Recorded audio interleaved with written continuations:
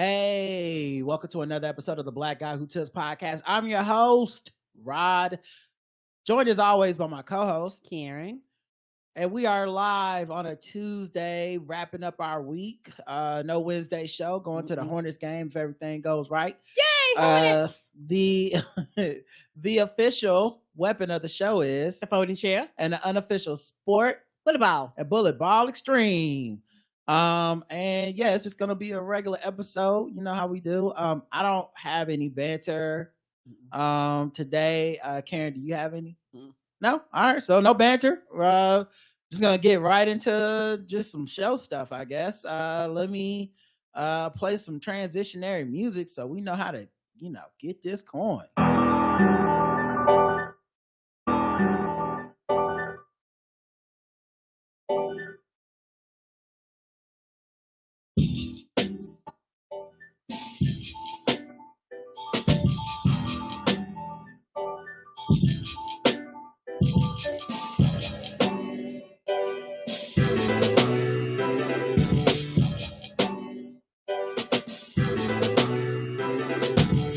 All right. Oh, let's get into it. All right. Things are happening.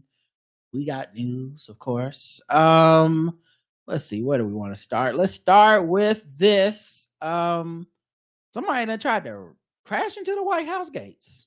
What? I mean, I guess they did crash the White House gates. They're in custody now. A driver was in custody Monday after crashing a vehicle into the exterior gate of the White House complex. Shortly before 6 p.m., a vehicle collided with an exterior gate on the White House complex. Anthony Guglielmi, I guess, of Secret Service spokesman wrote on Twitter, the driver's been taken into custody. We're investigating the cause and manner of collision. Yeah, I guess he made that wrong turn, or who knows. This day, I feel like with this being close enough to January 6th, with Trump running, with all the anti-government, anti-Biden shit, do not know what people's that agendas are, with the threats that Trump has actually put out on, federal employees and stuff. I don't know why, but every time something like this happens, my first assumption is on purpose. Me too. I'm not always right. Like the other day, somebody crashed into Biden's car. What do you call that? The caravan of cars. Yeah. Someone crashed and it was just, they were drunk driving, but it was like, man, when I first heard, I'm like, one of these nuts. Like, we live in a world of nuts and they're being empowered and they're, and people feel like we got to both sides it. And like, we have to sit up here and act like, it's normal, it's and normal it's fair, and I don't think it is, so yeah, I don't know. I thought it was kind of interesting.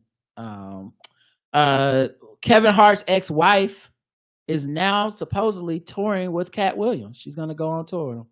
Yeah, she started being a comedian years ago. Tory Hart. She's rolling with Katt Williams. People are like, this is Katt Williams like being petty, and this is his way of getting at Kevin Hart, and her way of getting at Kevin Hart was like a lot of her, at least the stuff I've seen go viral from her, is normally moments where people are like, she said something about Kevin Hart. It's never really like, here's her stand-up and some jokes that she made that are funny. And that's not saying she's not funny. I'm saying the only time people really seem to bring her up is this shit, Right. And with things like this, you never know, because like I said, he worked with so many women. This might have been something they had already planned on doing, because you don't just kind of just pop up, we doing a tour. Normally this is some shit you planned out. You got, like, it ain't as simple as, here you go. They might have probably announced this no matter if that video came out or not. Yeah. So she put out an Instagram post with her and Katt Williams, revealing that she will be on multiple stops of his Dark Matter tour. Charlotte, Orlando, Tampa. Come see me live with my good friend Katt Williams. January 27th in Charlotte. February 2nd in Orlando. February 3rd in Tampa. So they're coming through the buildings. I think it's interesting because I think if he was really being petty, he should get like Steve Harvey's first wife to open for him. Now that would be petty. She don't even do stand-up. So we would know that it's really just pettiness. Right. Like, we could not mistake it and be like, well, maybe he just thinks she's a good stand-up. Right. And she's been doing comedy for some years now. Yeah. And the other thing is, like, from what I've seen, her and Kevin Hart don't seem to be beefing in that way. So could just be like, get your money. Like, You know, like maybe we just maybe he's like, okay, yeah, he hates me, but he writing checks or whatever. You getting you paid, go get paid. Right. Who gives a fuck? Right. So it will be interesting to see if that's at all true. Let's see what else we got here for the news. NBA YoungBoy. I heard that name before. That's a rapper, right? Mm-hmm. Okay. He's a rapper. I'm about to say, because he definitely don't play in the NBA. Yep. NBA YoungBoy never broke again. That used to be his full That's name. what it means. Okay. I was thinking, I know that's not National Basketball Association. No, Karen. He's facing backlash after he admitted during an interview that he is not interested in fatherhood despite having 11 children. Oh, okay. Okay. I'm not really big on it, to be honest, YoungBoy admitted. I'm only in here because you here. This is a crazy topic because I'm not the type to sugarcoat nothing, but I'm 4 walls every day. YoungBoy said that although he and his children bond a lot, he spends most of his time stuck inside one room watching television. I don't really travel this house like that. After the interview, many users called him out for his lack of parenting and for not being present in his children's lives. This nigga NBA YoungBoy said in the interview he's not big on fatherhood. Mind you, the man has 11 kids, wrote an ex-user. How you not big on fatherhood? That's Another tweeted for you not to be invested. Another tweeted, of course he isn't. Laugh my ass off. He's a serial baby daddy, just a walking statistic maker. Jesus. So yeah, he has 11 kids with 8 different women. My thing is like, the problem really just seems to be that he said it. Yep, because a lot of niggas feel the same way he do. A lot of people feel the same way, and then like, I think also a lot of dudes take credit. They get credit that is kind of undeserved for doing a bare minimum. Some of them, yeah, some of them below that and still get credit. Yeah, so it's like they get a lot of, and then like the only time people really start that, like the time that people will weaponize fatherhood, which is what I call it, is when one of these dudes gets like put on child support. Then all of a sudden everybody's like, well, you gotta put him on child support. It's like, cause he has 11 fucking kids and he ain't never really around, and, right. And I need money to raise the fucking kid. Right. And he ain't big on fatherhood. Right, but that money, I need that money. Be big on that money. Yeah, I wouldn't be surprised if any of these dudes were having a lot of kids with a lot of different women and none of these motherfuckers stay in the same house. I mean, I don't know, Phil. I've always assumed this was the truth. Like when people are like, Future has his 17th baby mama, I'm like, yeah, I don't know why she's writing an Instagram post trying to tell us how bad a father he is. Right. We thought you would have known. We didn't know you had to experience it to find out,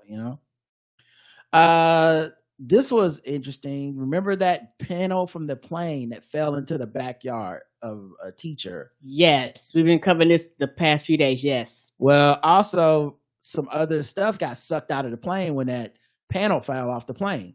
You don't One say. of them was a kid's shirt. Yeah, because I remember them saying the baby lost his shirt. Mm-hmm. And one of them was an iPhone. Oh, shit, they found somebody's iPhone? Not only did they find the iPhone is in working condition and not broken. Holy shit, what is that phone made out of? It's not even scratched. That's insane.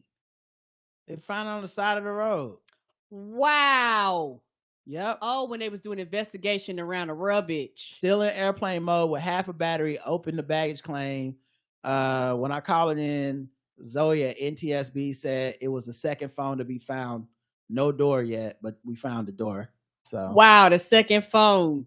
Mm-hmm. Somebody probably done went through, the Apple people done filed, talking about my phone lost. It got out, it got lost in the plane because I lose my phone like that. I'm assuming I'd never seen that bitch again. My thing is, one, greatest commercial ever for the new iPhone. Ain't it though? Like this is a great. Like they said it's made out of titanium. They wouldn't bullshitting. If they don't make this shit an ad, I don't know what the fuck to tell them, because this is a layup. People done broke their phones, falling 3 feet from their pocket to the concrete. Come on, people done cracked and broke their hit the corner of the table. And lastly, this is why I'm Team Apple. Because if an Android phone fell like this, it would explode. I remember Android phones was blowing up on the plane, causing fires and shit. So shout out to the iPhone. You know, I don't know if it's made of a black box or what. I don't but know. that shit survived. Okay, you might not. You might fall out the plane and die. You but might when you die. land, your phone gonna be straight. So and you that don't good. care what kind of phone you have. If you go out, the phone don't matter. Yeah, I appreciate your it. phone gonna outlive you. NRA Chief Wayne LaPierre says he's resigning days before the trial, scrutinizing his leadership and spending. Yeah. I think this is a trial for Fannie Willis on his ass. Oh no, it's Letitia James, New York. Yeah, New York. The longtime head of the National Rifle Association said Friday he's resigning just days before the start of a civil trial over allegations he treated himself to millions of dollars in private jet flights, yacht trips, African safaris, and other extravagant perks at the powerful gun rights organization's expense. Shit is true. That's why you were and also like I assume this is what the grift of being the head of the NRA is about anyway. It's literally just let's take some money. Let's, you know, like I'm a bad person. I don't care how many kids get killed in the schools and shit. I protect guns at all costs. As long as you keep giving me money, and part of giving me money is me taking these funds and balling on y'all's dime. Like that's what y'all giving y'all money to, actually, for these people to ball off of y'all money. It's like finding out somebody that's the head of a mega church is also like spending money extravagantly. I can't be surprised. I'm like, yeah, that checks with everything else that they stand for. So yeah, he's the executive vice president, chief executive officer. He said his departure is effective January 31st. The trial is scheduled to start Monday in New York. The NRA and two others who it's against him and the NRA and two others who served as executives. LaPierre was in court this week for jury selection and expected to testify at the trial. The NRA said it will continue to fight the lawsuit, which could result in a further shakeup of his leadership and the appointment of an independent monitor to oversee his finances. Go after them all. Go after them. Go after them. Go after. I like how she's going after the money. She also, you know, went after Trump with on the money front. I think that's a huge thing. You got to go after the money with these motherfuckers because that's what they really speak. And a lot of times the criminal justice does not catch up to these type of people because the type of crimes they do are not the crimes that we throw people in jail for. Yep, but you start talking about that money, that's when you catch everybody's attention. They tried to get Vivica A. Fox with this shady ass headline, and people on Twitter shared it, and they got y'all. Okay, if you shared this on Facebook talking shit about Vivica Fox, they got your ass. You weren't paying attention. I seen a picture posted everywhere. So the title from TMZ is "Feel for Taraji and all, but that's not my reality," which immediately makes us think that she said, "No, sir," and if it is, you know, like I ain't seen no racism, and turns out that's not what she said at all. If you go down into the quotes of the article, also it's a written article, not a video. Yeah, well, I think they talked to her like, you know, these TMZ, like kind of coming out of something. Okay, or whatever. right. She coming out and they just throwing shit in her face. Yes. Yeah, and immediately, you know, people started talking shit about her, and trying to act like she said something to dismiss Taraji P. Henson, which she didn't. And if it's not her experience, it's not her experience. She's not talking over her, but she was asked about it. But I'll see if I can play it. But yeah, she said that she feels for Taraji in this thing. She says, Vivica has empathy for a situation and says it's important for folks to speak their piece and get their truth out there, noting she appreciates how the ladies stuck together and advocated for one another and basic privileges while filming the big budget film. With that said, she also makes it very clear that what Taraji's talking about is foreign to her.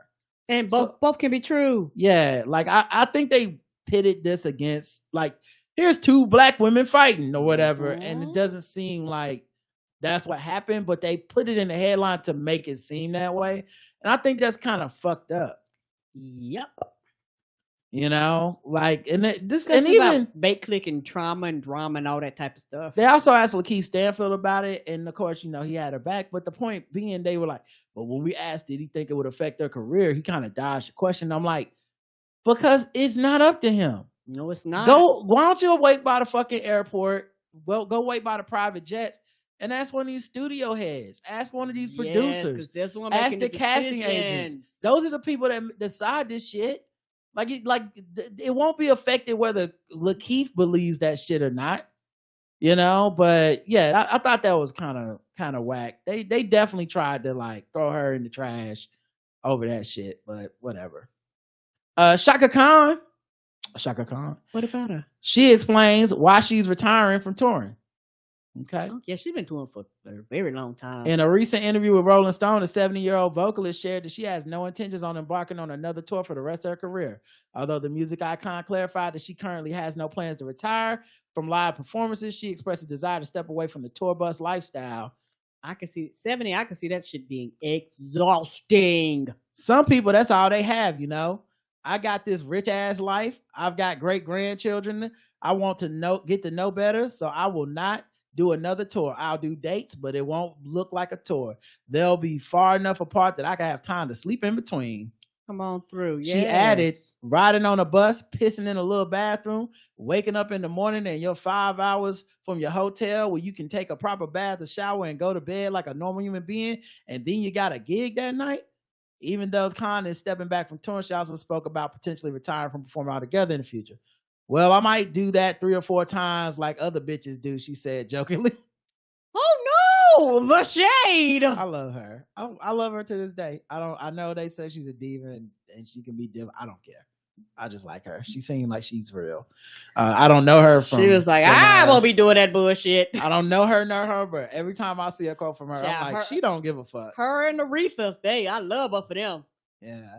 In 2023, she marked the 70th birthday and 50th anniversary of her music career with several concerts.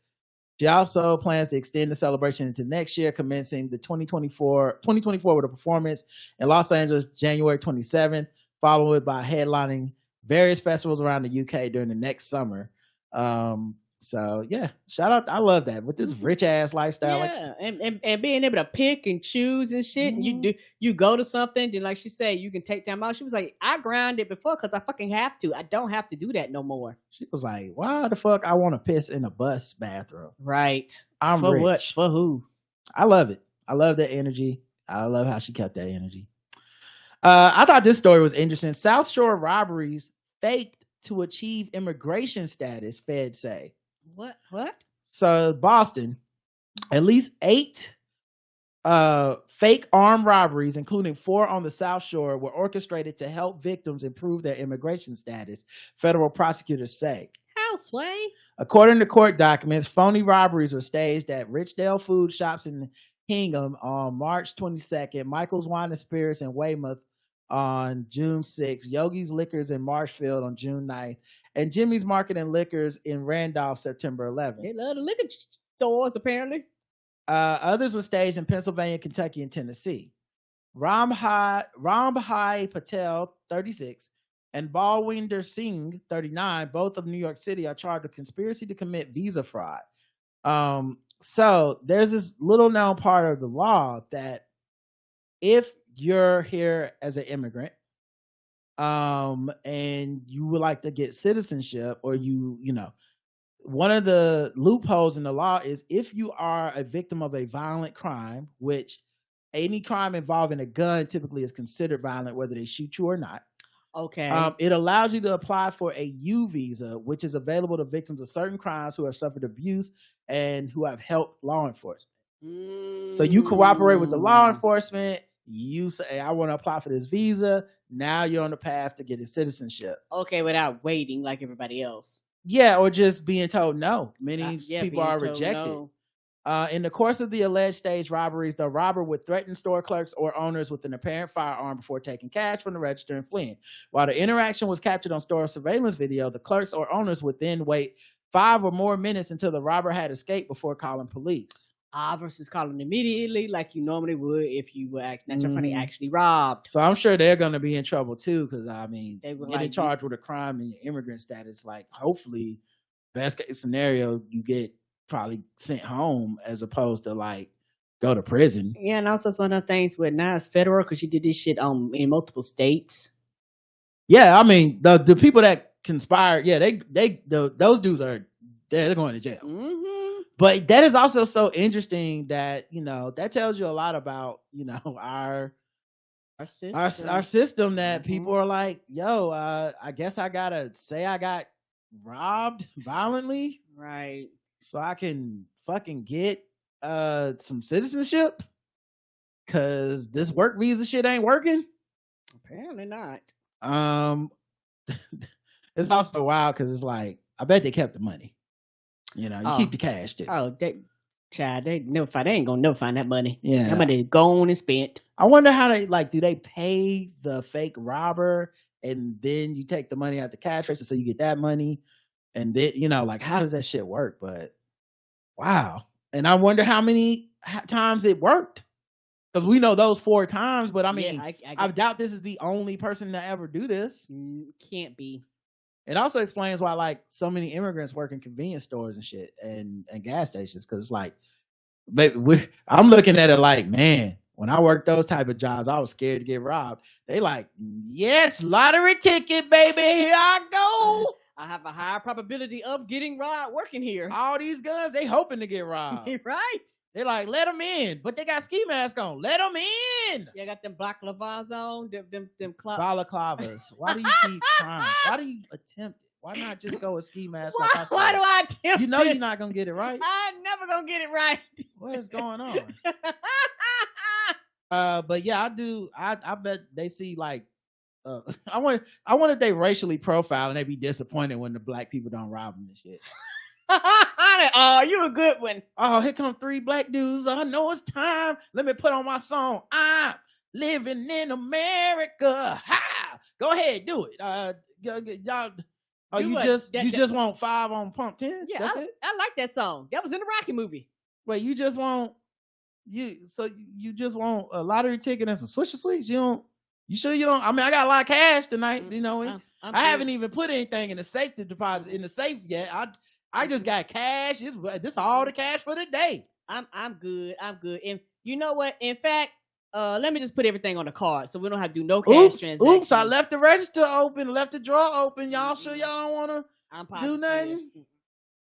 Oh man, I let you borrow my gun. Just please. I just want to get a citizenship. No? All right. Nope. Plumbers reveal the items you should never put down at garbage disposal. Grease. Grease is probably number 1. Mm-hmm. Mm-hmm. I guess grease / oil would probably like kind of together. So they had 6 plumbers that they asked about it. Plumbers at the Prime Plumbing in Baltimore, Maryland went viral on TikTok after asking several employees to name one thing you should never put down at garbage disposal. Some answers might surprise you, the company noted in the video's caption. No flushable wipes. I've heard people say those bad. Karen says flushable wipes. Okay. Mm-hmm. Oil, grease, flushable wipes. Mm-hmm.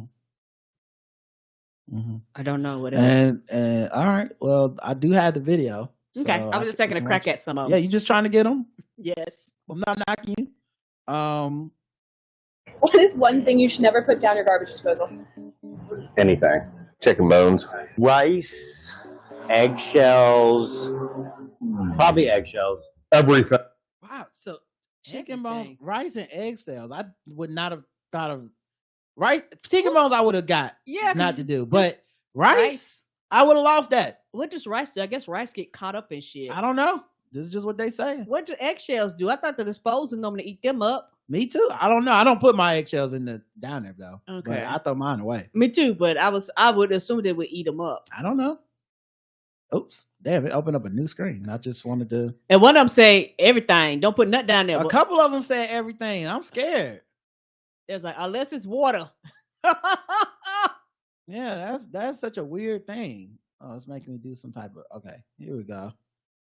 See if I can play it again. What is one thing you should never put down your garbage disposal?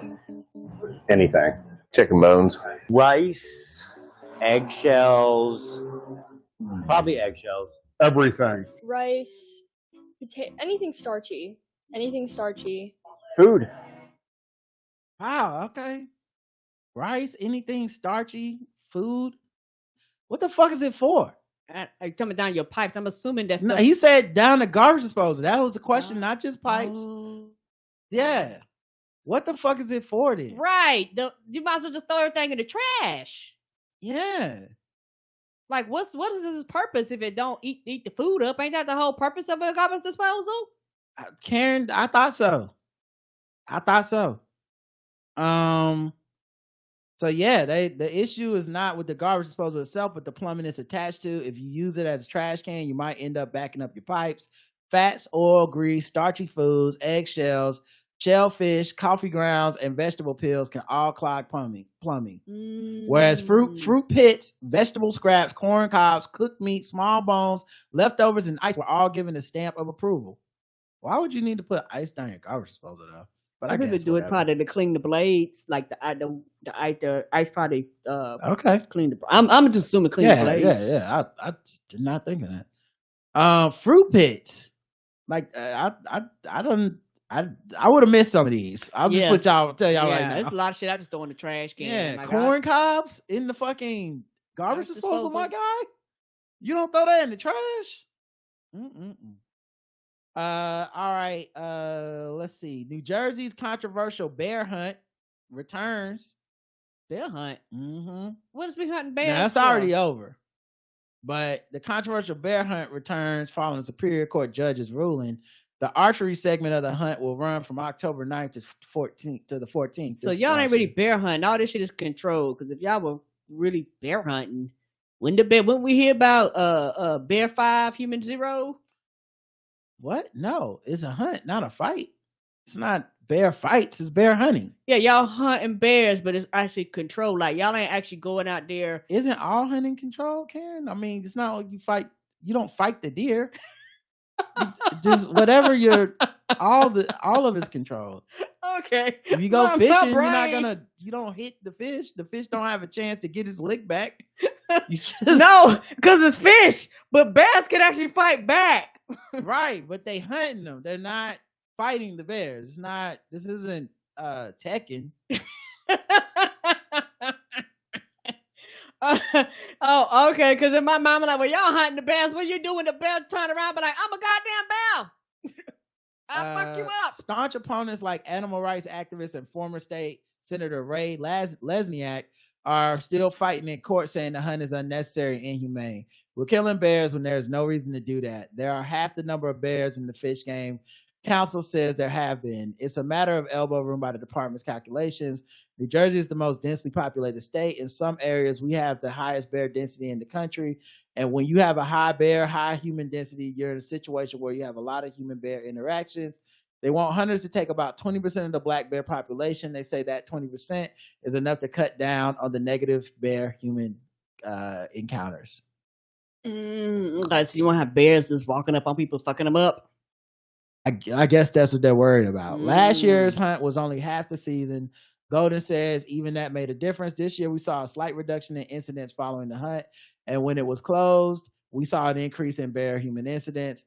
The hunt is planned from December 4th to the 9th, but the season could be extended up to 6 more days if less than 20% of the bears are not taken or if activists finally prevail.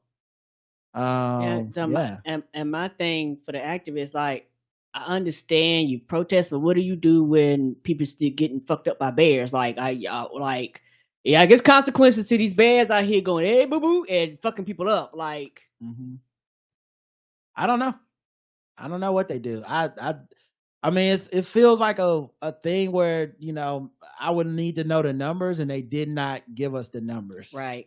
You know what I mean? Like, I noticed that in the article, they didn't say, like, and the number of interactions was blank. So that's why we need to reduce it. They just go, yeah, the number is too high. And then we just got to take their word for it. A new study finds that yelling at kids is just as harmful as sexual or physical abuse. The same, it probably triggers the same hormones or something like that.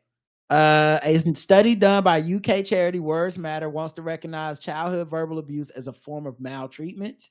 Researchers from Wingate University and University College London analyzed studies on CVA, finding that abuse involves negative speech, volume, tone, and speech content and their immediate impact. The study identifies parents, mothers, and teachers as the primary perpetrators of CVA. I guess CVA must stand for childhood verbal abuse. According to fathers aren't on the list. It says parents, mothers, and teachers. Why not? So maybe they not big on fatherhood. They not around to yell at you. I don't know. They not around. I don't know how fathers didn't make it. Maybe they're just more level headed. They don't talk to their kids. I don't know. Maybe they just punch them. I don't know. Yeah, they said right. They said the impact of CVA can endure in the child's adulthood, causing underlying emotional and psychological repercussions, leading to issues like obesity, heightened anger risk, substance abuse, depression, and self-harm. Researchers stressed the need to enhance the definition of CVA, which currently falls under 4 categories of childhood mistreatment: physical abuse, sexual abuse, emotional abuse, and neglect. Childhood emotional abuse has observed an increase in prevalence over time. Ooh, an increase? Wow. More stress, people making less money, because maybe this is just me going to projecting. This is just my hypothesis. There's no fucking instruction manuals with kids, and you're trying to raise a whole ass human being. And a lot of times kids are going to be kids. And as a parent, when you're trying to do shit and get shit done, you're repeating yourself, you're getting tired of, I'm not talking about abusive situations, but you're just trying to. Well, this is about abusive situations. That's true. So, and I could see them, because the thing is, how can I say this? I guess this is a catch-22 for me, because you're asking a person who's dealing with a lot of shit to be calm at all times around their children, which is very, very, very hard for a lot of human beings to do. And it takes a lot of self-discipline and a lot of patience. Like it takes a parent, and a lot of human beings are not going to be willing to do the work that it takes to actually always respond in a reasonable manner, always at their child, and never yell, and always act in a reasonable manner. Well, you can make that same example of beating kids. True.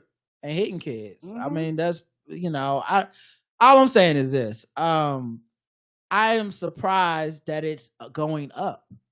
I don't think this feels like or seems like the kind of thing that would trend down. Kind of like how we've seen like physical abuse trend down. Yes. Physical discipline is trending down. I'm sure it's not trending down at leaps and bounds, but just this generation probably hits their kids less than the parents that hit them, and less than the parents that hit them. But like this vocally, yelling at and saying things to kids, I wonder if it's going up because people are hitting kids less. So now they're hitting them emotionally. I can see that too. Just stress, COVID. I think generally how we talk to each other has changed, much harsher, and it's gotten. I think a lot of it has gotten harsher because of the internet speak that people have towards each other. Yes, but this is all me, of course, speculating. I don't have any answers. I am surprised and trying to work backwards to how the fuck are people talking worse to their kids now after all the buzzwords and therapy and shit that we've learned and experienced, and all the people that think everything is trauma and people that say words of violence. How the fuck is it going up? That seems very, it's very, that's very wild. And also, I just think about what you said, and it makes sense, because that's the thing. There's no perfect parent.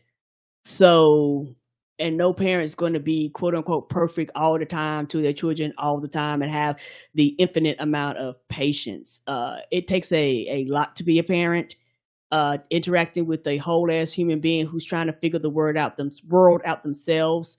And, it's one of those things where, like I said, COVID, stress, like you said, the way we interact, people taking the things they do online and bringing them offline. Like you say, how they speak to each other, the roughness, like you say, even with like the TikToks, so people cracking shit upside kids' heads, like, I'm looking like, the fuck is that? No, you're not yelling at your kid.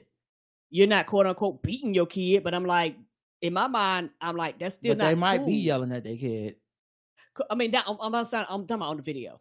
Oh, okay. When I'm looking at it on the video, and so I could see like those things also causing trauma too, not just the yelling. Like it could be a combination of all these different things. Preventing the maltreatment of children is the most effective way we can reduce the prevalence of child mental health problems, said study co-author Professor Peter Fonagy of the Division of Psychology and Language Sciences at UCL. A sharp focus on childhood verbal abuse by adults around them by the new charity Words Matter, and this review will help make significant change and support the direct our efforts to identify and respond to this risk in an effective and timely manner. Yeah, I think a lot of people are dealing with this. I think it's cyclical the same way all other abuse is cyclical. I think also the hardest part of this is that we don't categorize this abuse really. Right. I think when people think of abuse towards a child, they don't think of raising their voice and yelling at them. Right. Whether they're frustrated or not, they just see that as whatever.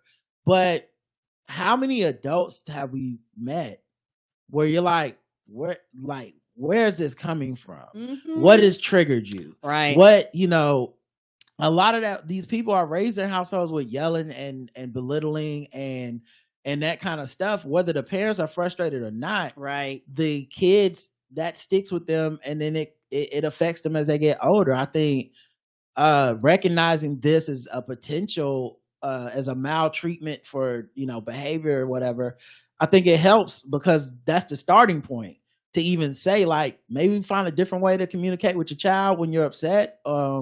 Maybe it's hard for that child to later feel comfortable talking to you about sex, talking to you about drugs, talking to you about whatever issues they're having in life, because we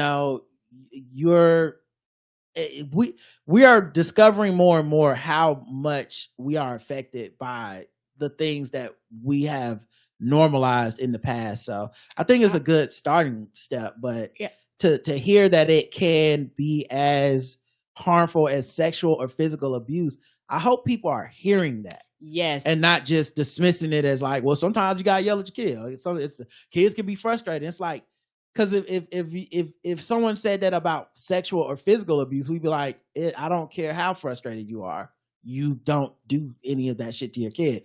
But as soon as it's like verbal abuse, it's like, well, no, sometimes they do be acting up. Yeah, and like you said, this study is when you talked about parents, parents, mother, blah blah blah. What you're saying a lot of times is that the men and husbands are not involved in the discipline. Like that's what they're telling me. A lot of the quote unquote discipline in most households are like thrown on the female. I'm a straight household, thrown on the female, and the daddy step in. Oh, you don't really fucked up. I got to tell daddy, type of thing. Versus a lot of the men being more quote unquote involved in it, and like that's changed over the years too. There are a lot more men who are raised up in households where their either father wasn't there or they were there, but they weren't there.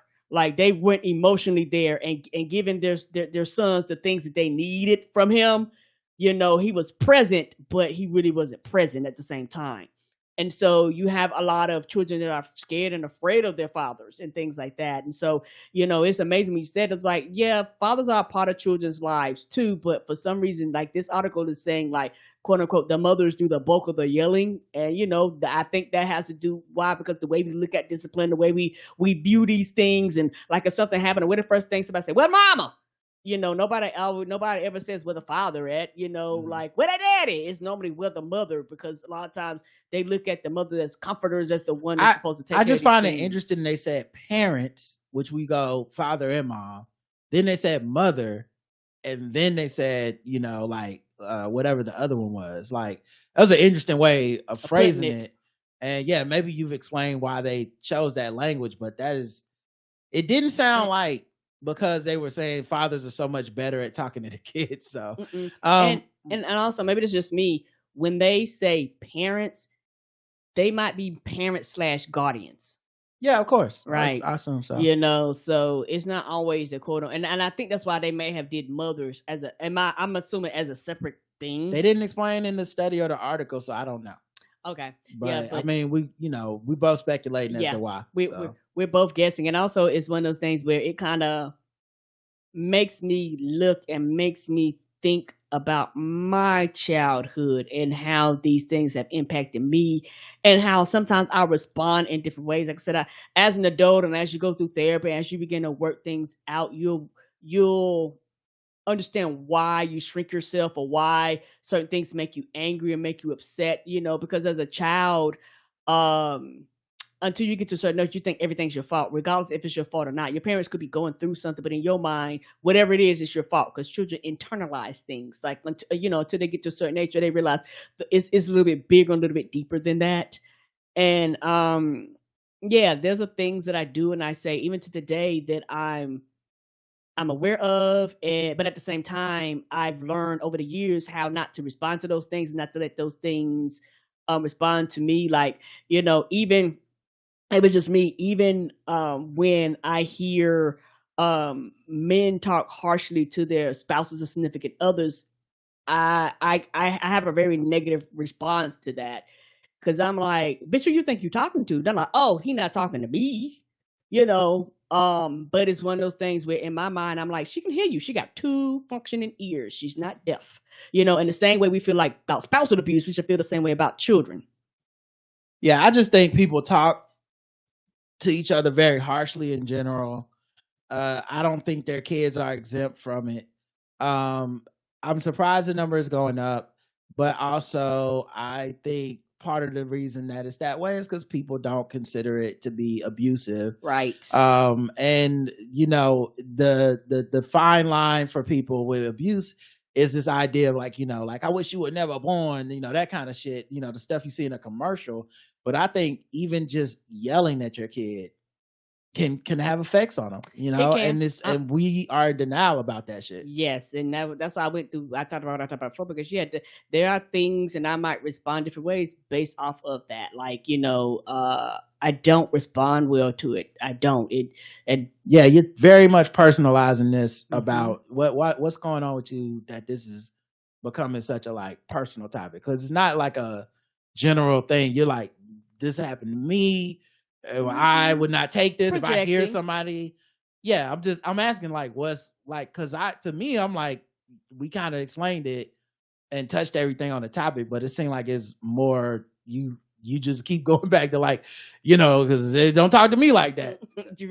Right. And it's one of the things, because when you talk about the yelling and things like that, it just made me think about my childhood and the things that I've been through, and people talking to me certain ways and things like that. That's all that triggered. It just triggered something within me. Well, I think it kind of exemplifies what this article is about, because you're an adult, and whatever happened with your parental people talking to you like that is affected you to this day, to where we're talking about this article and you're going back to a personal place of like, nah, I don't like and I'm like, that's why, and maybe that's even why you started off with the kind of putting the focus on the parents, and maybe it's frustrating raising the kid and stuff, but to me it's like, I'm just bringing this up to spread awareness of yo, this shit affects people. Yeah, it does. There are grown-ups who I can tell something happened to you as a kid. You were talked to harshly. You were yelled at. You were scolded. People said fucking mean things to you, and you're carrying that now. Yes. So the only way to break cycles is to recognize what's happening and be like, no, this is unacceptable. And so I'm not necessarily interested in the part of, well, it's frustrating and the parents are going through things. I'm like, yeah, but we wouldn't say that if you fucking burned a cigarette on a kid. So this is telling you, regardless of how you feel about it, right? Like not you, but regardless of how people feel about this, the study is telling you the effects are the same as physical and sexual abuse.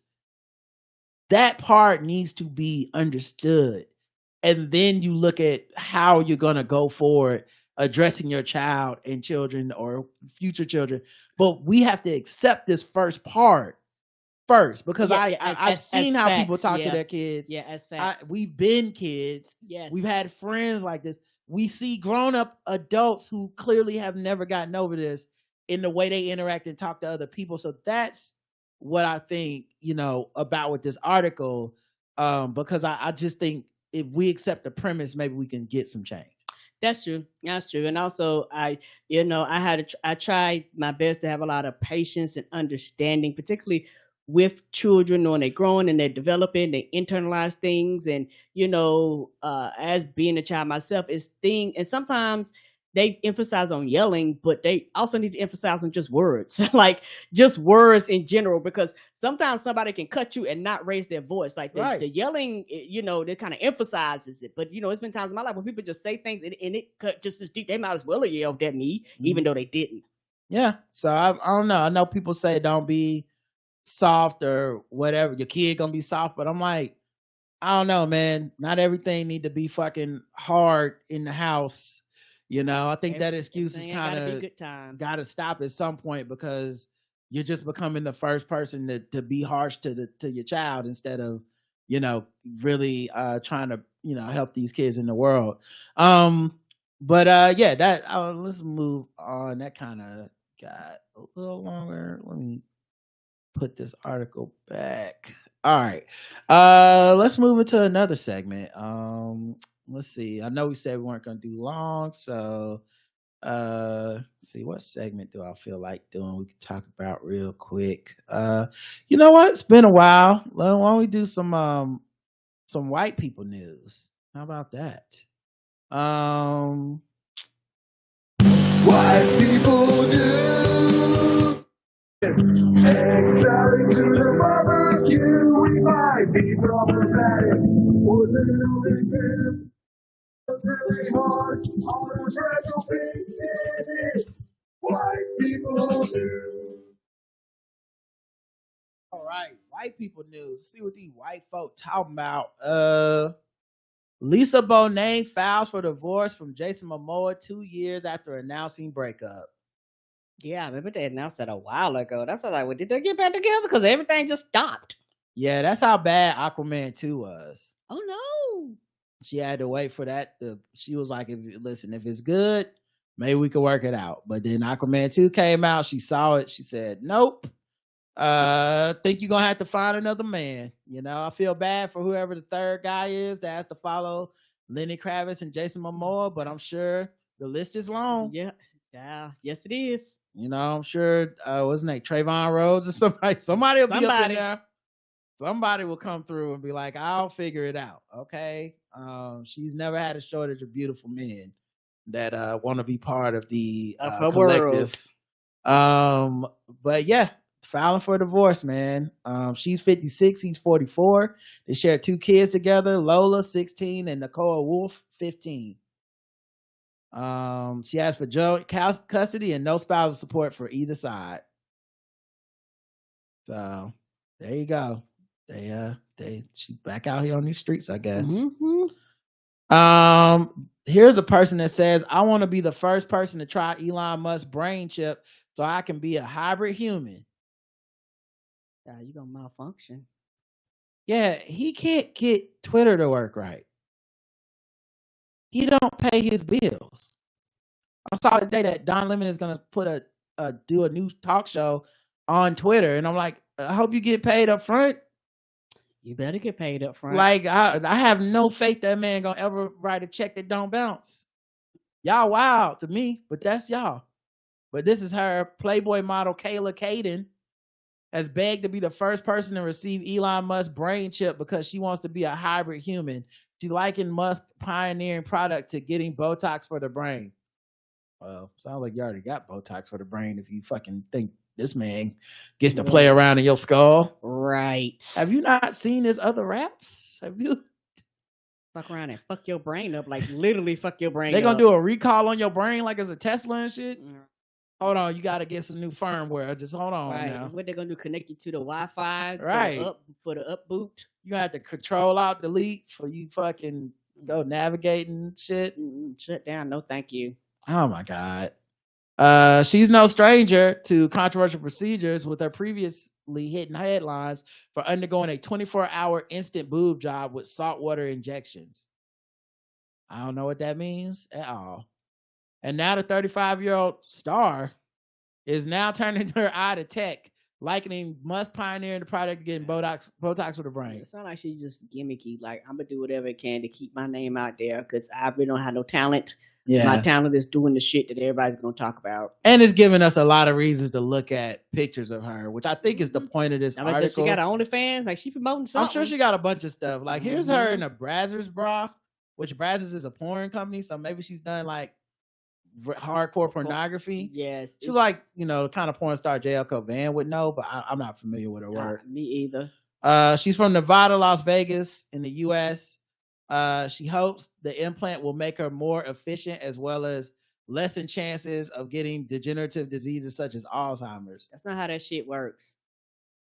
Yeah, from Elon Musk, not the entire medical community. You just gonna roll with not somebody that's actually studied the brain. The guy who makes 420 jokes and bombed on SNL. You just gonna let this man put something in your brain? No, sir. As a hybrid human, the possibilities are endless. I would be so efficient. I would climb Everest at 90 years old. I could always be working when I don't have a computer in front of my face. That's not how that works. Now, ma'am, I'm looking at you. Are you doing computer work? Come on now. I guess turning the computer on to take. Oh, you know what? Actually, no. You're right. When you're doing OnlyFans, you got the screen. It's computer work. Yeah, so maybe if you could like not have to touch the screen and you can just keep doing whatever you're doing, maybe that would be better. I don't know. I feel like there's some smart glasses that probably can do that, but sure. Let's put a chip in the brain. With some next year or this year. And for safety, I would be less scared going places alone. I would never have to worry about directions or holding my phone. I would never question anything because I could always get the answer fast. I think it will make me smarter. I want to do it. I want to be part machine. Do you really think that shit gonna connect and she's gonna be a supercomputer plugged in your brain? I don't know. Ooh, child. My thing is like regular smartphones and shit fuck up enough. Yes, and what happened when they have to malfunction? I mean, if it malfunctions, upgrades. Yeah, that's what I'm saying. Firmware. Yeah, I brought that up earlier. You go have to control alt delete yourself. You get the blue screen of death and you really die. I mean, what happened? You get corrosion in it because you're putting metal in your head. What if you talking to somebody and you just Mitch McConnell out in the middle of the conversation because the fucking Wi-Fi went out? You got disconnected. Somebody reconnect the Wi-Fi. Yeah, actually for the password. Y'all, Kayla fell out again. Somebody reconnect the Wi-Fi. Switch over to the hotspot. She keep walking around in circles. Your hotspot. She just keeps saying computing over and over. I don't know. So yeah, but yeah, shout out to white people. You know, they always willing to try something if Elon Musk is selling it. Could not be me. I don't know. Exclusive photos show Brit Millionaire 78 frolicking with his young Colombian lover during Lake Como holiday before he was abducted in Ecuador, and she demanded a ransom while wearing a fake explosive vest. Police increasingly convinced his kidnappers had help. What? That's just the headline. God damn. Oh my goodness. That's a lot happening in that. Like they told me everything. I thought so. You know what's crazy? This is from December and it's so white. I don't even remember this. The British millionaire who was kidnapped in Ecuador is pictured in Lake Como with his Colombian girlfriend last year. As the police revealed, the bomb vest she was made to wear by crooks that it was fake. Wow. Former honorary British consul Colin Armstrong, OBE, was snatched by 15 men dressed in fake police uniforms when he was kidnapped a week ago, along with his romantic partner, Catherine Paolo Santos. While the 78-year-old has now been released safely, Ms. Santos is said to have been quizzed by police about her alleged involvement in the millionaire's kidnapping. Yeah, they always think it's the young hot wife or girlfriend, and I don't blame them because I don't know how old men are so confident dating young women that are like old enough to be their daughter. And it's not because I'm like, you can't trust these young women. I mean, because if it was me, if I was the young woman, I would push you down a flight of stairs so fast. And all you do is look at that boobs and butt. Like you can't, like you are gonna, like you are 90. There's nothing you can do. Everything you do could be your last. I'm definitely gonna like sprinkle some dirt in your grits. Like I'm getting you out of here, man. Like fast as possible. Like that's why you need to that's why you need to date women your age if you're an old ass rich man. Because y'all both better getting around. It's too much temptation for a young chick. She like, shit. I'll be straight. I still got 20 more fucking years. Yeah, I got all this money, and now I got all your money and the top line body that I got. Shit, I'm made in the shade. Hell yeah, I'm getting you kidnapped. Hell yes, I will help them kidnap you for the ransom money. But you think I'm here because I want your old bones squishing me every night? Hell no. You think I'm here for love? I want to be at a party. You fucking go to bed at 7. Right. We eat dinner at 6. The fuck is this? Yeah, I'm the early bird. You the worm, nigga. I need this money. I can't believe like these men have a lot of audacity. It is no way. Anyway, in the photos, the pair are shown smiling and laughing together lightheartedly with Mr. Armstrong dressed in black and white shorts. His glamorous girlfriend is seen dressed in a purple bikini and gold earrings, drinking what seems to be a cocktail by the pool.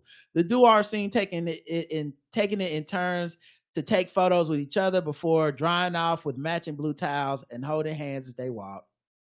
Listen, I don't blame her. I mean, she's bad as fuck, so I get why he's doing what he's doing, but I also don't blame her on the kidnapping part either. Okay. Especially if these niggas ain't trying to marry you and put you in the will and everything. It's like, yeah, I'm gonna have to kidnap you. Like, I wouldn't even be mad when he told me, like, I can't put you in the will. I'll be like, that's cool. Yeah, don't worry about it. I'm gonna get my money one way or the other. So the Villa de Este is a 5-star opulent hotel which overlooks Lake Como, boasting a pool, tennis court, and the world famous Italian Renaissance gardens. Yeah, she didn't do all that working out to not get his money. Ain't that the truth? Come on, buddy. She's like, I ain't get these titties for nothing. Yeah, exactly. She like, listen, I got the Brazilian butt lift, I got the titties. This is an investment, and you bullshitting. Come on, a whole ass investment. Bundled into his own black BMW at gunpoint, the millionaire businessman, formerly known as Armand Guayaquil, I don't know what that means, was kidnapped last Saturday along with Miss Santos, a Colombian model and pole dancer, a stripper. Just hours later, Miss Santos reappeared at a gated property believed to belong to Mr. Armstrong's son, Nick, wearing what she claimed was a bomb vest, which would blow up if the ransom wasn't paid for Mr. Armstrong to the gang behind his kidnapping. But when the bomb disposal officers and protective gear removed the vest, they later revealed it to be fake. So now they like, was you involved in it or not? Which, I mean, like I said, I couldn't blame her if she was. I don't know if they ever found out if she was involved in it though.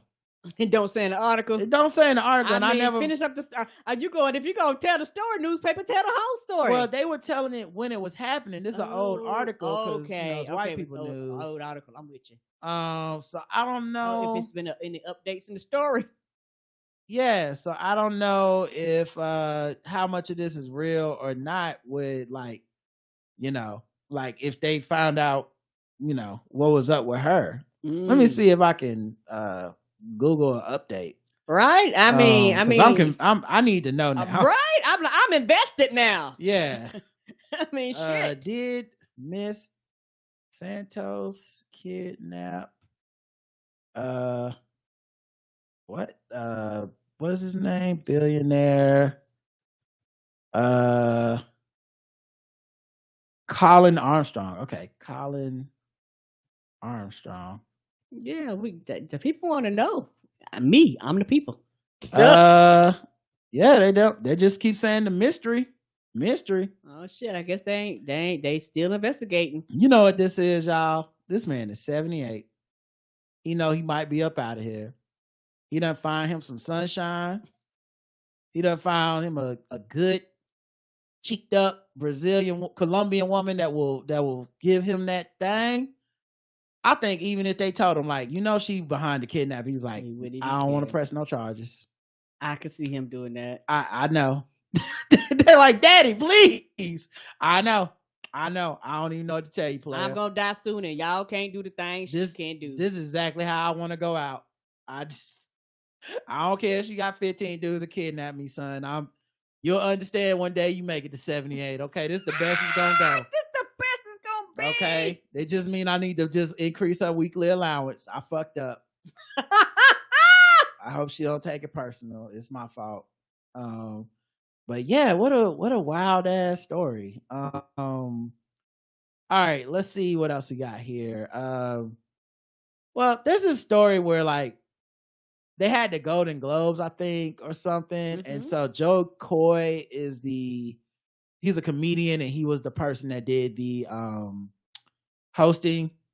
But then it was like a weird thing where like he was picked to host like a week or 10 days before the award show. Well, they know to pick this a lot further in advance than that, don't they? Yeah, and then like Right. supposedly, because I'm all getting this secondhand, I didn't watch this shit.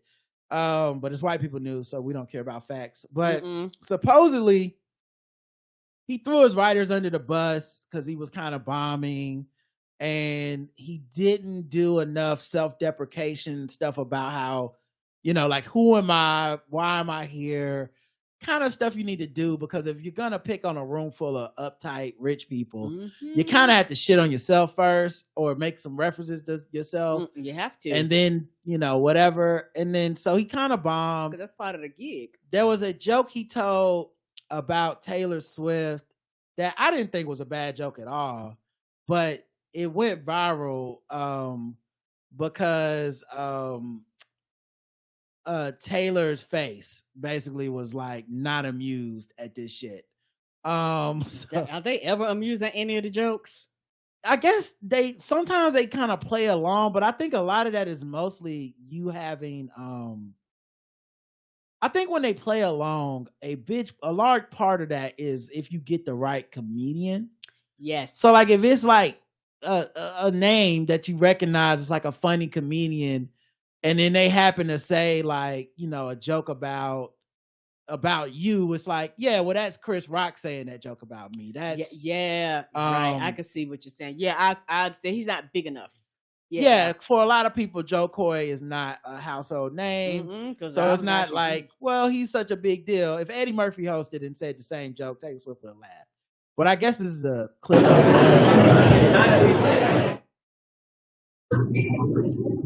Oh, this is just Selena and them talking. Well, there's another clip where they actually show him trying to get her to laugh, and she does the. And my thing is, it's a lot. I'm on the outside looking in, but a lot of shit went wrong. Their first pick either pulled out or they couldn't get him, because I guarantee you he was not the first pick, because you told him 10 days before, which is not. And they prepared for this shit way in advance, and so last minute. So whatever the jokes and shit the writers wrote for the original person, they have to revamp that shit for a completely different person, a completely different personality. Or either they might like, we're going to leave the shit the same because you're a comedian, plug and play, and he just could not deliver. Yeah, I didn't think the joke was offensive at all, but here's the joke. As you know, we came on after a football doubleheader. The big difference between the Golden Globes and the NFL, on the Golden Globes, we have fewer camera shots of Taylor Swift. I swear. There's just more to go to here. Sorry about that. So, it seemed like he was already bombing, and she didn't bail him out too much, at least in that small clip. She was like, it'd be funnier. Yeah, he told Good Morning America that the gig was a hard job, and that the Globes crowd is a tough room, which is so funny because I thought the Golden Globes were also the people that you get drunk and it's like the most ridiculous room.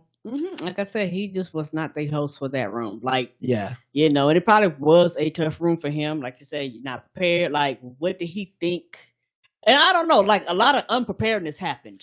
Also, she's been catching it all fucking year, and I bet she's tired of people just like shitting on her for something she can't control. Nope, I don't think he was making a joke about her as much as he was making a joke about that. Yes, and she still like in the moment was just like, man, fuck. I knew they were gonna say something. That was the shit they were gonna say. She didn't not look amused, but it's becoming quite the controversy amongst the whites.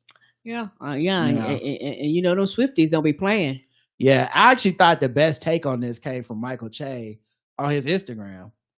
Where he basically said like comedians need to stop hosting these fucking award shows. Yes. Because it's such a thankless job. And I've been saying this shit for a minute.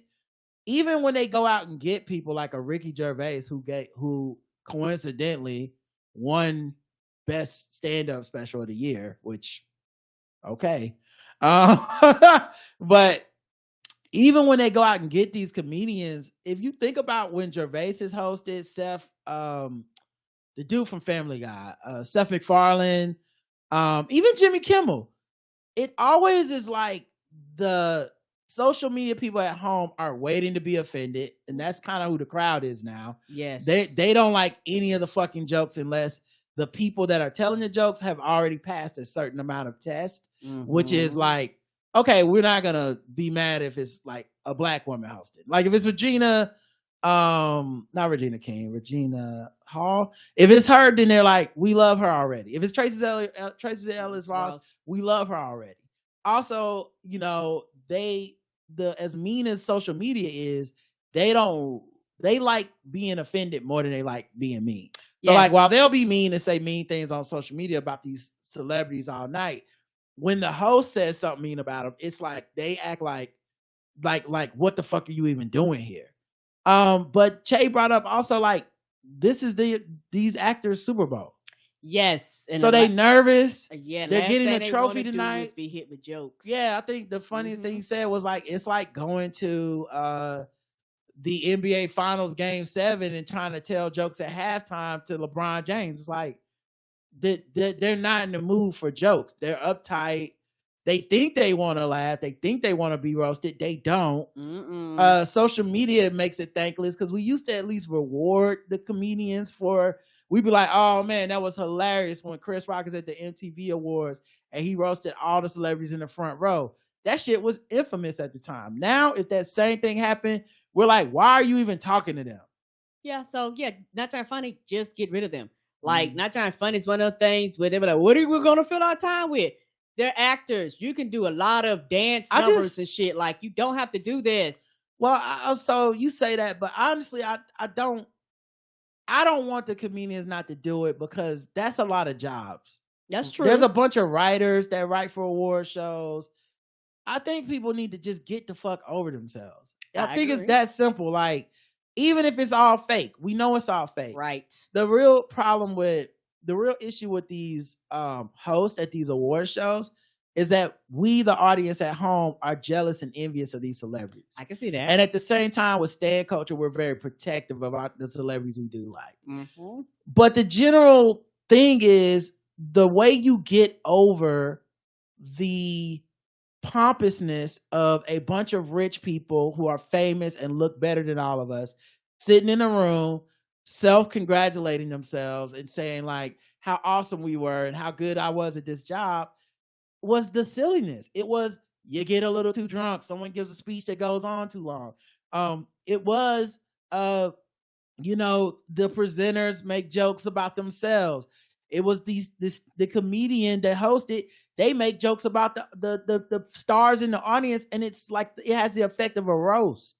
And where we all go, hey, you know what? I like that Taylor Swift. She, he said something mean to her and she just kind of laughed at it. Or even if she would have just like she did, sip her wine and rolled her eyes, you have a moment of like, because Taylor Swift's a person and it's funny and it doesn't really matter. And I think, especially after the Chris Rock shit, because comedians took it super personal and social media took it super personal. Yes, they did. Now everybody's looking for the like, don't say nothing about nobody unless you want somebody to fuck you up. If that's the case, what's the point of the comedian then? Like, if the whole purpose is to make some form of jokes, like they're a comedian. They're going to that's make what I'm saying. jokes. Is I don't think the solution is to get rid of it or no one host it. I think the solution is you kind of have to have a comedian that don't give a fuck.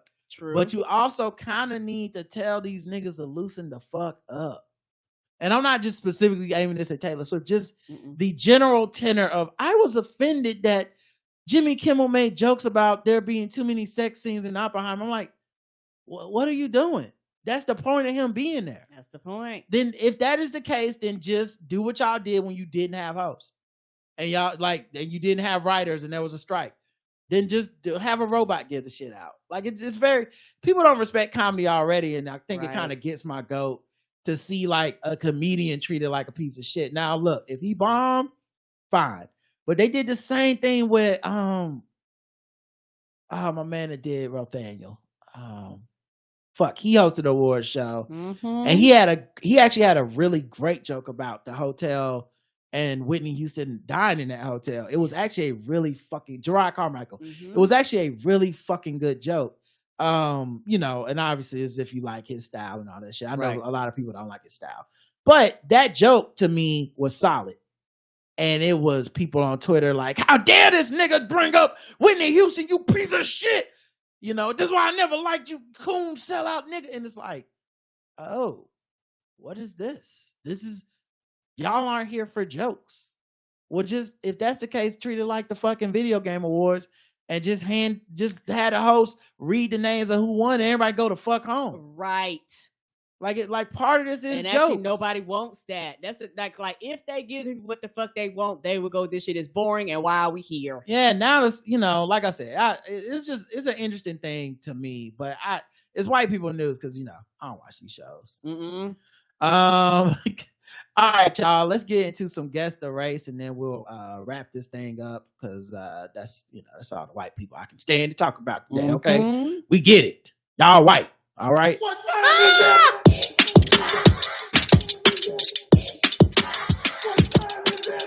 It's time to guess the race. It's time to guess the race. It's time to guess the race. It's time to guess the race. That's right. It is guess the race time.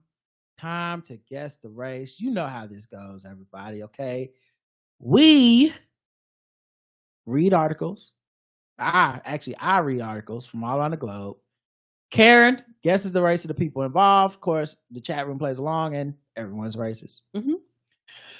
Chipotle worker beaten by furious customers upset over extra chicken charge. Oh, Lord, is this minimum rage? A little bit of minimum rage. Yeah, some things overlap. Sometimes you get two things in one. Today is one of those beautiful days, guys, where you're getting two in one. But yeah, and in rage, North Carolina man and woman. Where? North Carolina. I say, where in North Carolina? Come on and raise up. Put take your shirt off. This ain't the helicopter ride I want. No, thank you. Let's go. Welcome back in here to Live Now from Fox. You know what? I actually can't play this whole thing. First of all, it's 10 minutes. But I'll just read it because they put the whole news report in this motherfucker. So the man and woman attacked a Chipotle worker after learning that their order of extra chicken would cost more. Now, here's my number one problem. Extra chicken. Here's my number one problem. It would make less sense if extra chicken didn't cost more. You want more than normal. How the fuck you gonna beat me up because you literally don't know how things work? You want more, you pay more. Yeah, like a lot of companies, like somebody said, has double the meat cost. Like it's actually everybody has it. It's on the menu. This is not a hidden fee. No, it's not. But even if it was, I just went to Chipotle and I said, hey, is there a way I can get twice as much chicken?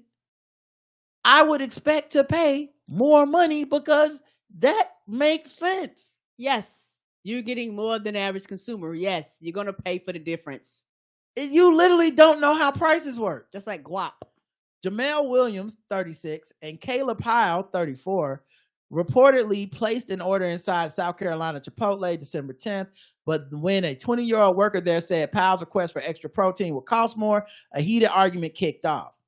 The unidentified worker was allegedly so upset with the interaction that she decided to end her shift early from the Indian Land Eatery near Charlotte and go home at around 9 p.m.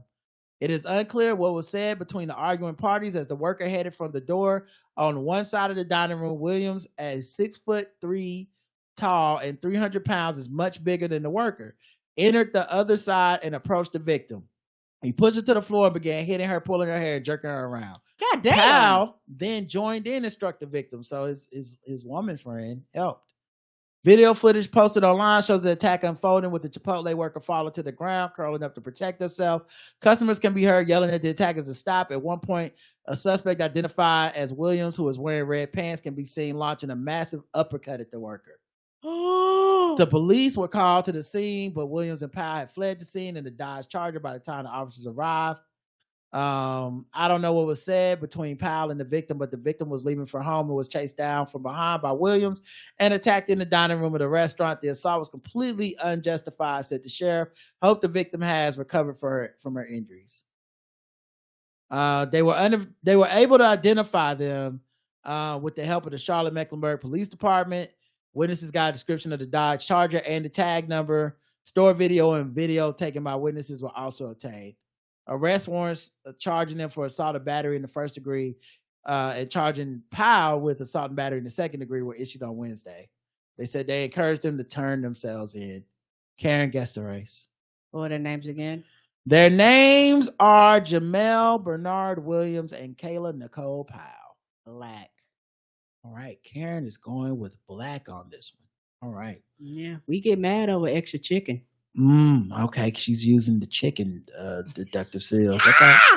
Black. Super Predators, black. When Keeping It Real goes wrong, Negrito Edition, black. They beat a motherfucker because they want free chicken and drive a Charger. Of course, these niggas are black. Yelled at when they were young, black. Black. Oh no! I love a callback. All right, the correct answer is black.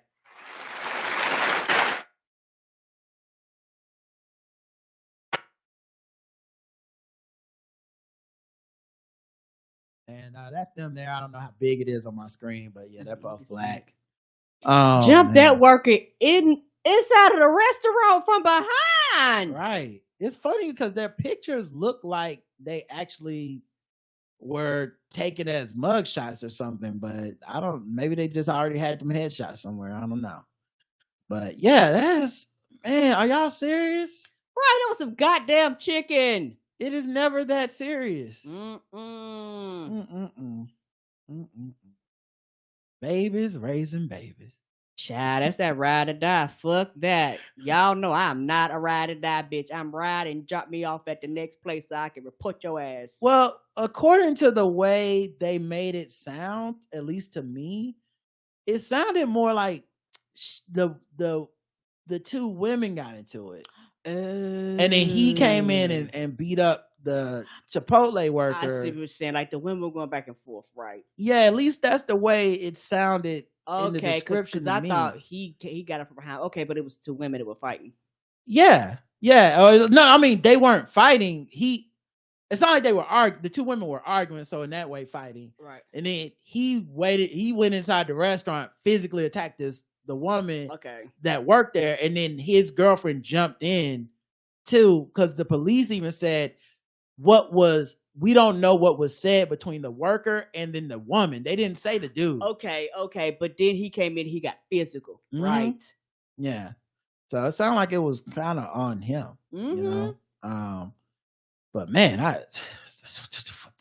no, absolutely not. Absolutely not. A man wearing a shirt declaring, "I just got out of prison," was locked up a new Sunday after police responded to a 911 call about a male suspect entering a parked car and stealing a wallet. I just got out of prison. That's hilarious. Michael Gordon, 46. You should have just wanted to say, "Read my shirt." Michael Gordon, 46, pleaded no contest yesterday to a misdemeanor obstruction charge and was sentenced to 5 days in custody and fined $500, Florida court records show. Of course, Florida.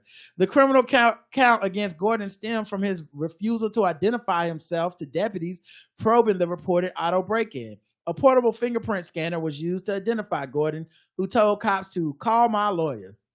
They ain't got his number. That should have been you ain't got one. That should have been on the back of the shirt. Yeah, I just got a prison back. Call my lawyer, and then the lawyer's His number. lawyer should have an ad on the back. Yes. Like bail bondsman.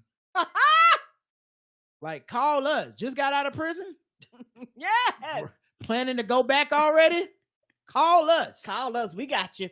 We know what to do. We sure do.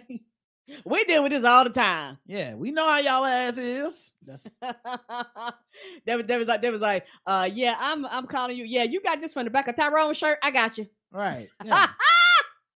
Let me guess. You just saw one of my shirts. Let me guess. You a cop? And they told you to call me. Like Better Call Saul, but worse. Yes, much worse. But yeah, that's fucking insane. And I guess, at least he got a brand, it's brand. He definitely stayed on brand, and his shirt did not lie. We call this brand synergy. Yes, brand synergy. He said, look, y'all know what it is. Like, he show up, you go like, oh, you going to jail again? Yeah, y'all know how I get down. Come on now. It's your boy. It's your boy. Holla at me, daddy. I'm going back. Yeah. That's what the back of the shirt said. I'm going back again. Yeah. Like, oh, did I get the 10th trip free? Y'all punch my card? Like, what's no bail this time? Right. Like, I'm in it. Shit. I don't love nothing more than going back to prison.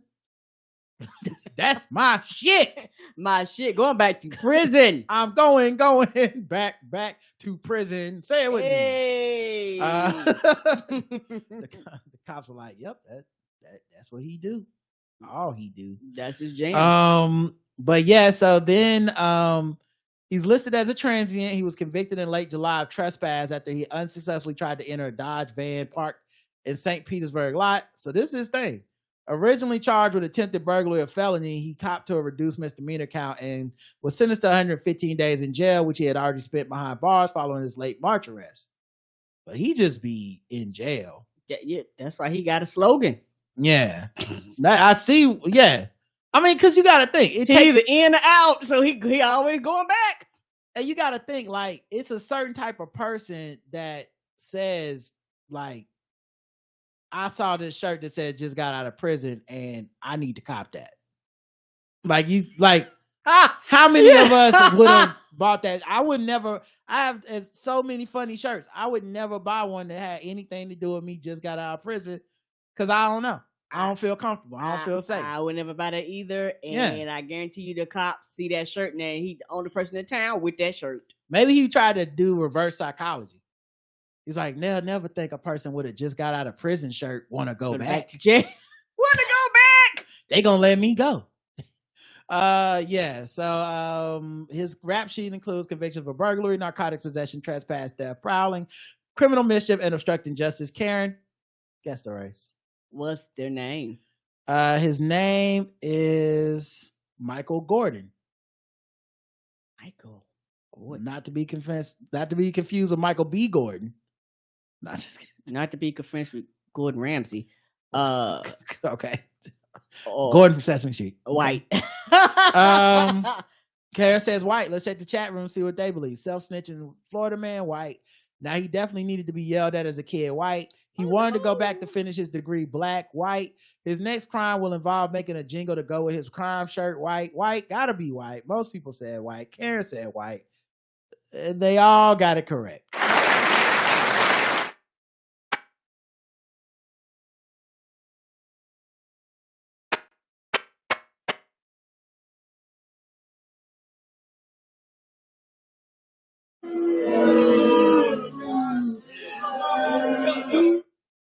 Yeah, somebody said redneck recidivism in the chat. That's hilarious. But yeah, he was white, man. I go with white too because I just can't picture any black person buying a shirt like that. Now, I know I'm probably wrong, but I can't picture it. All right, let's go to the final one. Karen is 2 for 2. That bitch was white. I ain't racist. How can I be racist about anybody or anything in my life? How can I? Call them niggers. Just call them niggers. It's time to get gold teeth, gold chain wearing, fried chicken and biscuit eating, monkey ate baboon, big dive, fast running, high jumping, spear chucking, 360-degree basketball. Okay, and this one we're only guessing the race of the man, not anyone else, just the man. Okay. Man who fell for a single mother of 6 after meeting on a dating site selflessly adopts all of her children as couple defy critics who insisted long-distance romance was doomed to fail. Wow. A couple in Florida has made their family official after a man adopted all 6 of his wife's children from a previous marriage. Tony Thomas first met Lexi on a dating site called Christian Mingle just a month after the stay-at-home mom signed up.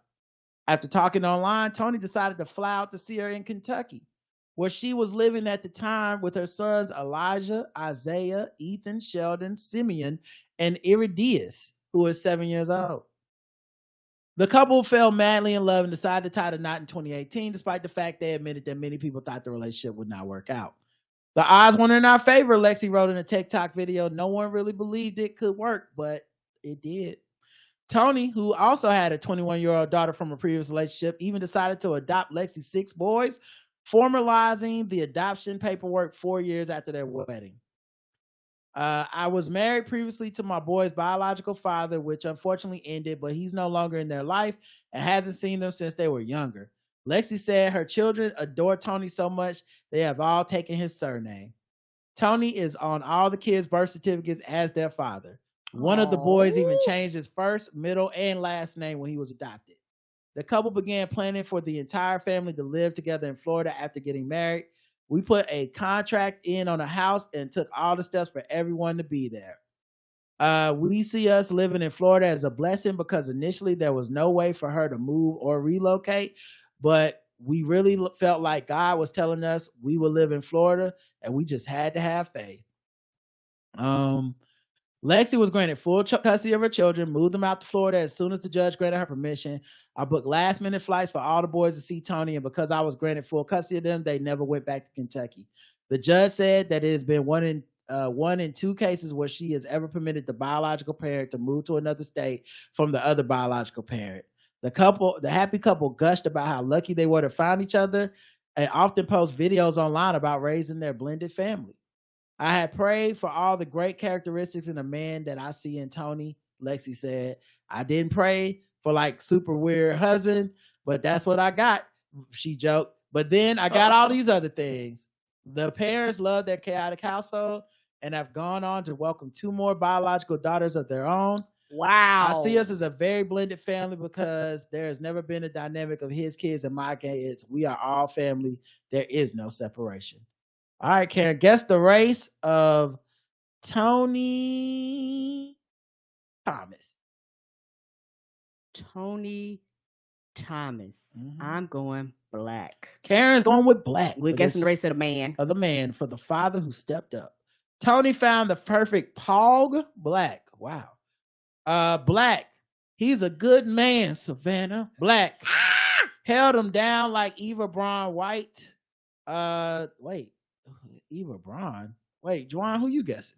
I think we're guessing this is white. Ain't no black man taking on 6 kids that ain't his, says Romy. Black.com. A nigga want to adopt his own damn kids. This some white shit. Oh, you saying he an NBA young boy? Black. Not NBA young boy, but black. The correct answer is, and many of y'all, Cornball Brothers, somebody said, many of y'all said black. It is black.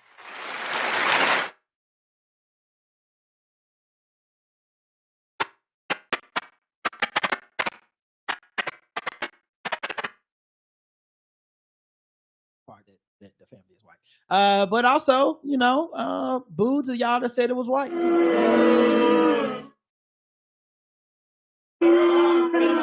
Some of y'all would miss it because it's a stereotype. But that's her with her kids from her first marriage, I believe. All her sons. And then this is them together taking those silly couples, the family photos in the same pajamas that people take. They look like they're having a great time, to be honest. I'm actually really, really happy for them. And, you know, it's one of those things. I'm kind of glad that the judge allowed them to move out of state, you know, because a lot of times judges be like, no, you need to be in the state. But, you know, it's like, hey, if he's not involved, like, the fuck? I got full custody, so why must I stay bound to the state? They look like they got an adorable family. I love the unspoken part of this being like the racial part of it.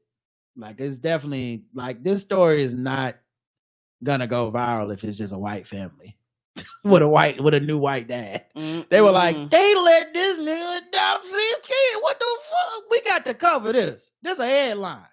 Okay, This is a headline. This is breaking news. Apparently it is. And they took his name. What the fuck? Like, Can you believe this, Jim Bob? Right. He wasn't yelling at him or hitting him or nothing. What kind of bullshit is this? Got them mad. He broke all the stereotypes. Yes, he did. What? All right. Sword ratchetness.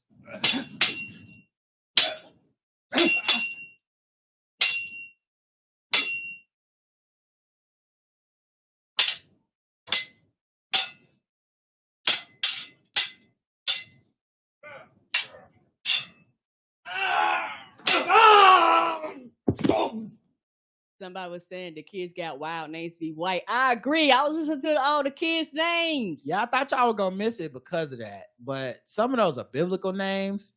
So, and she had 7 boys already, and then they just had 2 more kids, and I was like, also super, religious people do that shit because when the first kids is named like shit in the, especially when you start doing the motherfucking them rare saints and prophets and shit. Yeah, them ones people go, whoo.